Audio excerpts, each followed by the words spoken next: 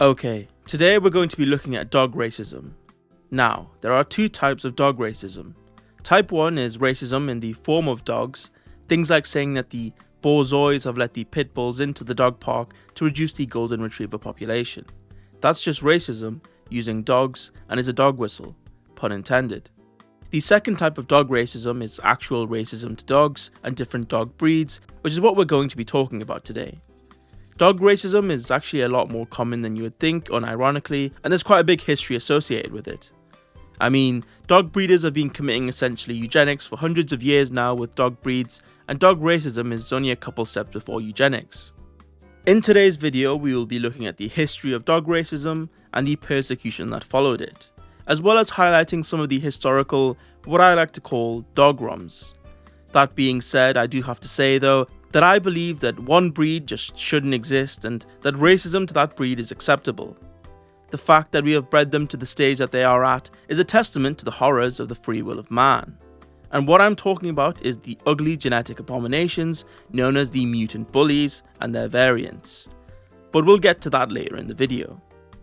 Before we get into that whole mess, let's talk about my favourite dog breed, the borzoi, and why I believe that it's one of the biggest victims of dog racism and one of the most underrated breeds.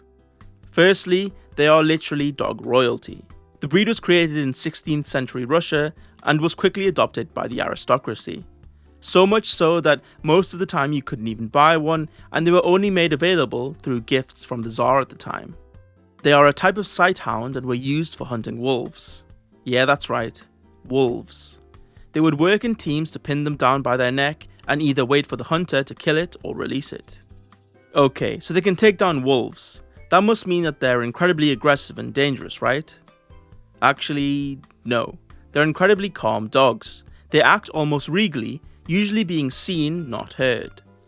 Because of their reputation as dogs of royalty, they were actually almost brought to extinction by murderous communist revolutionaries during the Russian Revolution.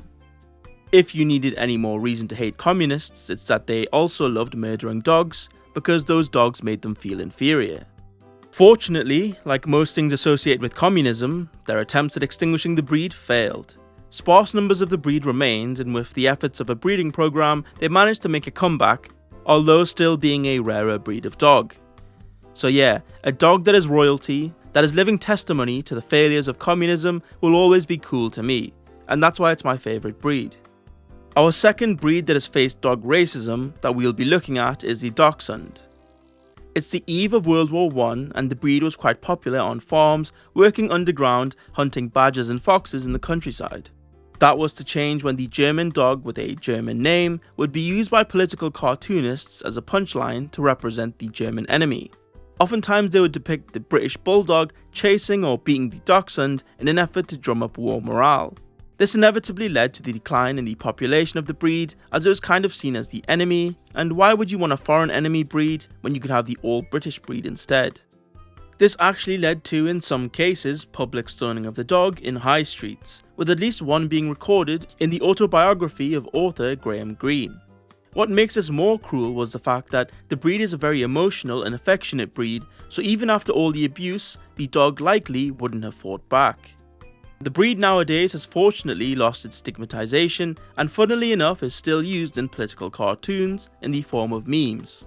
It's often referred to as the sausage dog because of its shape, but the funniest meme in my opinion is the one which, obviously for YouTube reasons, I have to censor. But it's become so abundant that usually you'll find it without the text with the same effect. All in all, a good dog with a tragic history of dog racism similar to that of the borzoi.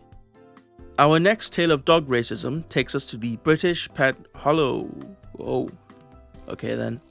I mean, that's definitely one way to put it, but I'll just refer to it as the BPH. So again, it's the eve of a world war, the second one this time. If I had a penny for every time dogs get abused right before a world war, I'd have 2 pennies. Which isn't a lot, but it's kind of weird that it happened twice. Anyways, this time it's the summertime right before Britain officially declared war on Germany. The government knew that war was inevitable and so preemptively created a bunch of government committees to help transition into a war period. One of these committees was the National Air Raid Precautions Animals Committee, or NARPAC. NORPAC then issued a statement estimating that there were around 6 to 7 million cats and dogs in London, and that if there were food shortages, they feared that the food would be shared with the pets. This ultimately led them to the conclusion that, quote, to have a pet while the nation goes to war is an unaffordable luxury. They then issued a pamphlet which gave step-by-step instructions on how to kill your pets, and even advertised a weapon called the Cash Captive Bolt Pistol, which they claimed was the most moral way to kill your pets. Jeez, that's a lot to take in.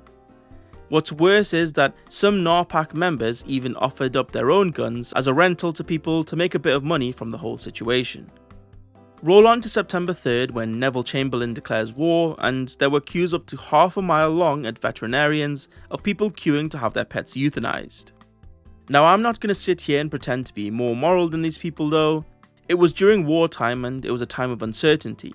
Most people who went through with it believed they were doing it out of necessity and for the greater good. So although the act of mass euthanizing pets is evil, I can't say I blamed them when it's what everyone at the time thought was the right thing to do. Especially with the fact that survivors of the First World War would recollect these starving animals in the streets of London. In the end, almost 800,000 animals were euthanized, with about half of them in the first week of the war. Most of them were buried in an animal cemetery in Ilford, Essex, which is home to many Dickin Medal recipients, which, for the Americans out there, is a medal given to animals who display conspicuous gallantry or devotion to duty. They really memory hold this because I remember learning about World War II for like 3 years in school, and this wasn't even mentioned once. Anyways, it was a pretty horrible and embarrassing side to British history that few actually know about. Yeah, well, that was pretty depressing, to be honest. Let's bring it back a bit by talking about mutant freak bully breeds and why I believe racism to these breeds are not only warranted, but are a moral necessity. Now hold on a minute, didn't you just spend the last however many minutes talking about dog racism and the evils of it? Isn't this just propagating that same evil? Well, yes, but actually no. This breed is more akin to a genetic defect than a breed, so I think it's worse to have them actually. These things are so ugly, but I have to hand it to them, they have some of the best graphic designers around. Like, look at this shit, man. These guys know Photoshop. The breed has gone from a pit fighting breed to whoever can breed the most croissant looking dog possible. We're only a few years away from having them become literal Roombas, just permanently touching the ground.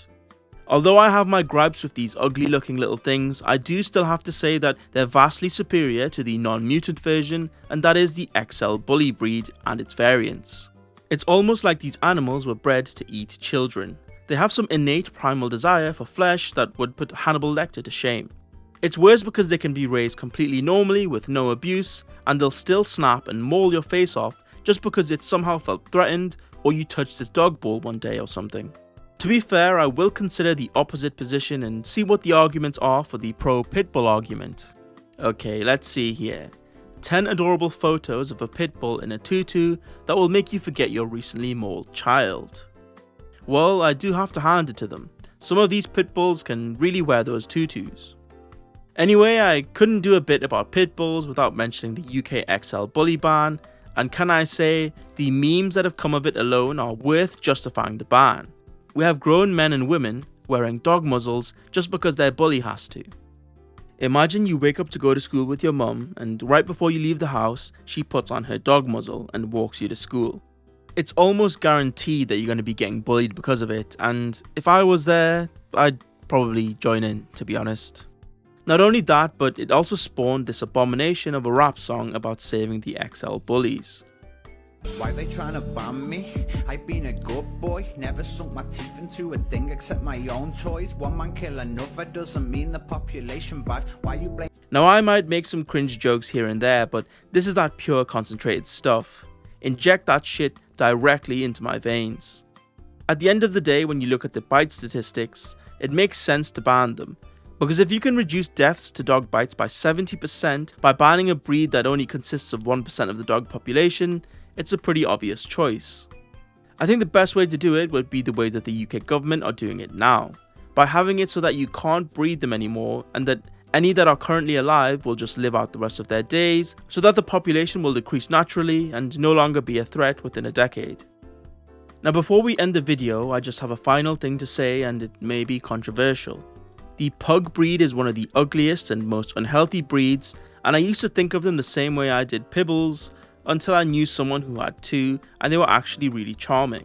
So I'm kind of a bit biased towards them a bit now, and I can kind of understand how the ugliness adds to the charm.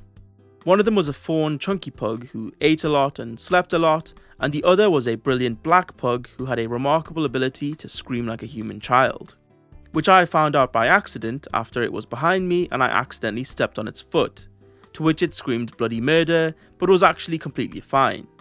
So that's my 2 cents on pugs. Well, that's all we have for today's video about dog racism. Like and subscribe or I'll get my connections to make it so that your next door neighbour is a pit mummy who doesn't believe in leads. But anyways, that's all we have for today. Hope to see you in the next video. Bye.